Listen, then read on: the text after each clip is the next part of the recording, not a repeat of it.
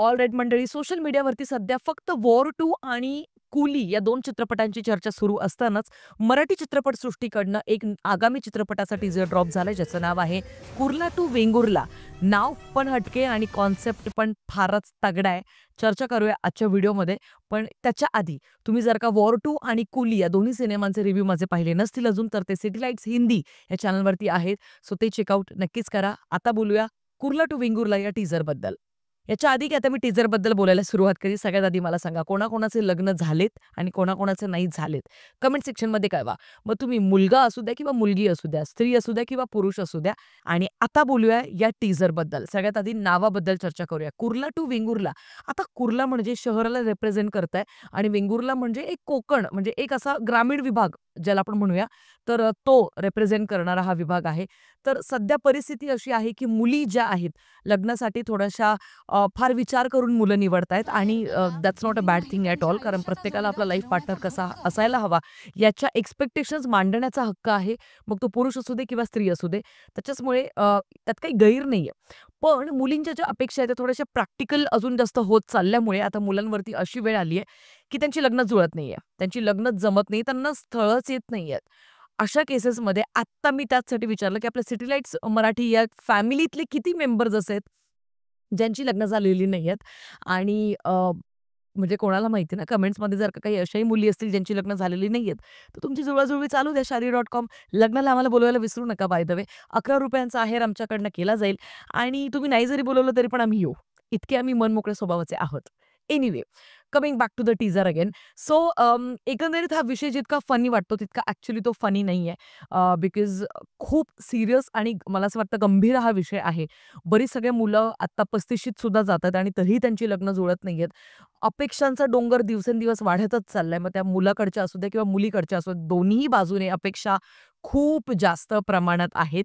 आणि वैयक्तिकरित्या मला जर का तुम्ही विचाराल तर हे बघा, प्रत्येक जण ना आपला एक लाईफ पार्टनर कसा असावा याच्या काही बेसिक चौकटी त्याने आखलेल्या असतात. हे असावं, ते असावं वगैरे. पण या चौकटींमध्ये ज्यावेळेला ना इमोशनल, प्रॅक्टिकल या दोन्ही गोष्टींची सरमिसळ होते तेव्हा गोष्टी बिघडायला लागतात असं मला वाटतं. कारण मुली ज्या पद्धतीने विचार करतायत ना, आता या चित्रपटाच्या टीझरमध्ये आपल्याला पाहायला मिळतंय, की मुली ज्या आहेत त्यांना मुंबईचाच मुलगा हवाय. मग तो नोकरीवालाच हवाय, बिझनेस करणारा कोणी नकोय. पण हा सिनेमा ॲक्चुअली खूप जुन्या काळातला वाटतोय. कारण एकंदरीत तिच्या हातातला जो कॅमेरा ती पकडतीये, शूट करतीये, तर त्यावरनं वाटतं, एकंदरीत प्रेझेंटेशनवरनं वाटतंय, कॉस्ट्यूम, मेकअप, जे काही प्रॉप्स त्यांनी वापरलेले आहेत, सेट डिझाइन ज्या पद्धतीने दिसतंय आणि एकंदरीत म्युझिकसुद्धा बॅकग्राऊंड स्कोर ज्या पद्धतीने ऐकायला येतोय, तर हे सगळं थोडंसं आउटडेटेड नक्कीच वाटतंय. आता रिसेंट एक परिणिती नावाचा चित्रपट आला होता. मी त्याचाही रिव्ह्यू माझ्या चॅनलवरती दिलाय. त्याही रिव्ह्यूमध्ये मी तेच गोष्ट मांडली होती, की चित्रपट फार चांगला आहे. फक्त तो आउटडेटेड वाटल्यामुळे थोडंसं तुम्हाला सुरुवातीला बेअर करावा लागतो आणि हाही चित्रपट तसाच असणार आहे. नाव थोडंसं मला आवडलं, कुर्ला टू वेंगुर्ला. हटके नाव आहे आणि या चित्रपटामध्ये ॲक्चुअली खूप गंभीर विषयामध्ये त्यांनी हात घालण्याचा प्रयत्न केलाय. सध्या मुलांची जी अवस्था आहे, तर त्याबद्दल बोलणं गरजेचं होतं राव. आणि त्याच्याचमुळे आता सध्या मला असं वाटतं मुलांनी या गोष्टीचा विचार करायला हवा, की काळानुसार जग बदलतंय आणि त्या पद्धतीने मुलींचे सुद्धा विचार आता बदलणार आहेत. आपण आपल्या बायकोचं कंपॅरिझन आईसोबत न करता तिला फक्त बायको म्हणूनच स्वीकारावं आणि या 2 स्त्रिया वेगवेगळ्या आहेत. आयुष्यभर या दोघींचं कंपॅरिझन जर तुम्ही नाही केलं, तर तुम्ही सुखात, आनंदात तुमचा संसार करू शकाल असं मला वाटतं. त्याचबरोबर मुलींना सुद्धा एक माझं वैयक्तिक असं मत आहे, की जर आपण आत्ता 25शीत किंवा 30शीत आहोत आणि जर का आपण लग्न करू पाहतोय, तर त्या मुलाचा स्वतःचा एखादा फ्लॅट असावा, पुण्यात किंवा मुंबईत, तोही त्याने स्वतःने घेतलेला. ही अपेक्षा ठेवणं चुकीचं आहे असं मला वाटतं. जर तो मुलगा कर्तबगार आहे, कर्तव्यशील आहे, चांगले संस्कार आहेत, व्यसनं नाहीयेत त्याला, तर या सगळ्या पॅरामीटर्सला ज्यावेळेला तुमची टिक होते ना, त्याच्यानंतर तुम्ही दोघांनी मिळून कष्ट करून अगदी मला असं वाटतं तुमचं घर उभारू शकता, तुमच्या हक्काचं घर तुम्ही विकत घेऊ शकता.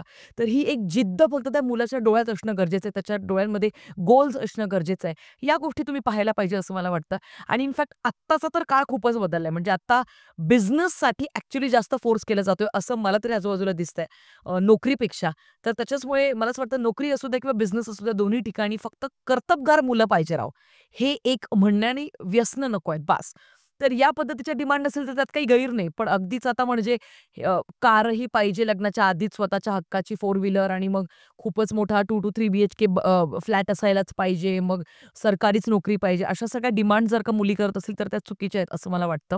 सो एकंदरीत या लाइक आय सेड ऑलरेडी हा चित्रपट ॲक्चुअली खूप गंभीर विषयात हात घालतो आणि अशा पद्धतीचे चित्रपट बनायला तर पाहिजे. पण प्रेझेंटेशन, एडिटिंग, कलर पॅलेट्स ज्या पद्धतीने कलर ग्रेडिंग केले हे सगळं खूपच आउटडेटेड वाटतंय आणि तिथेच मला असं वाटतं मराठी मेकर्स जे आहेत ते माती खाताना दिसतात. कारण का काय असतं ना, तुमचा विषय किती चांगला असू द्या, किती मार्मिक असू द्या, पण जर का त्याचं प्रेझेंटेशनच आपल्याला चांगलं नाही बनवता आलं, तर मग समोरच्याची पण इच्छा व्हायला हवी ना, तो सिनेमॅटिक एक्सपिरियन्स मिळायला हवा थिएटरमध्ये जाऊन. कारण एकीकडे आता वॉर 2 सारखे 300-400 कोटीचे चित्रपट बनतायत, ज्याच्यामध्ये किमान डोळ्यांना सुखावेल असे काही ह्यूज लेव्हलचे प्रोडक्शन सेट्स दिसतायत किंवा सगळ्या ह्यूज लेव्हलच्या गोष्टी दिसतायत. कुली चित्रपट रिलीज झालाय रजनीकांत यांचा. तर त्यावेळेला आपले अशा पद्धतीचे चित्रपट आपल्याला थिएटर्समध्ये बघायला लोकं येतील ही अपेक्षा ठेवणं, मला असं वाटतं थोडंसं चुकीचं आहे आणि स्वार्थीपणाचं लक्षण आहे, असं मला वाटतं. मग त्यानंतर मराठी प्रेक्षकांवरती खापर फोडणंही तितकंच चुकीचं आहे, असं मला वाटतं. एकंदरीत तुमचं काय मत आहे? कुर्ला टू वेंगुर्ला या चित्रपटाच्या टीझरबद्दल ते मला कमेंट सेक्शनमध्ये कळवायला विसरू नका. आणि यार लग्न जुळायला प्रॉब्लेम्स नक्की कुठे येतायत? ह्या प्रश्नाचं उत्तर द्या बघू जरा. तुमचं वैयक्तिक मत काय? ते मला कमेंट सेक्शनमध्ये सांगा. चला चर्चा करूया लग्नांबद्दल. पोरांच्या पण आणि पोरींच्या पण. भेटूया पुढच्या व्हिडिओमध्ये. तोपर्यंत काळजी घ्या. Peace out.